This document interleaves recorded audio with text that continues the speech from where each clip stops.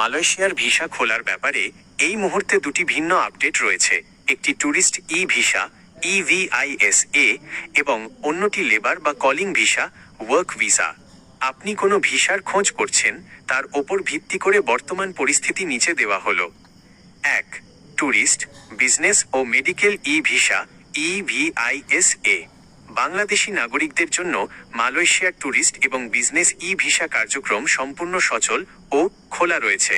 আবেদন মাধ্যম সম্পূর্ণ অনলাইন, অফিসিয়াল পোর্টাল malaysiavisa.imi.gov.my এর লিঙ্ক। প্রসেসিং সময় সাধারণত 3 থেকে 5 কর্মদিবস।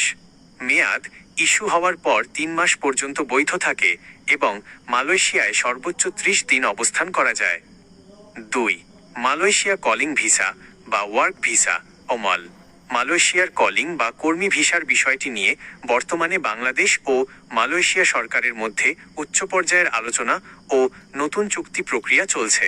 বর্তমান অবস্থা, নতুন করে সিন্ডিকেট মুক্ত এবং কম খরচে কর্মী নিয়োগের নতুন সিস্টেম, ডিমান্ড বেসড রিক্রুটমেন্ট নিয়ে কাজ চলছে।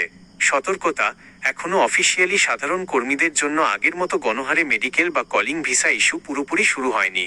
সোশ্যাল মিডিয়ায় বা কোনো দালালের পক্ষ থেকে ভিসা খুলে গেছে বলে অগ্রিম টাকা নেওয়ার চেষ্টা করা হতে পারে, যা থেকে সতর্ক থাকা জরুরি।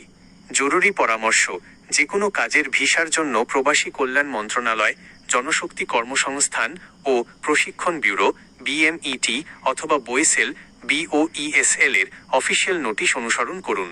কোনো এজেন্সিকে অগ্রিম টাকা দেওয়ার আগে অফিসিয়াল সোর্স থেকে নিশ্চিত হয়ে নিন।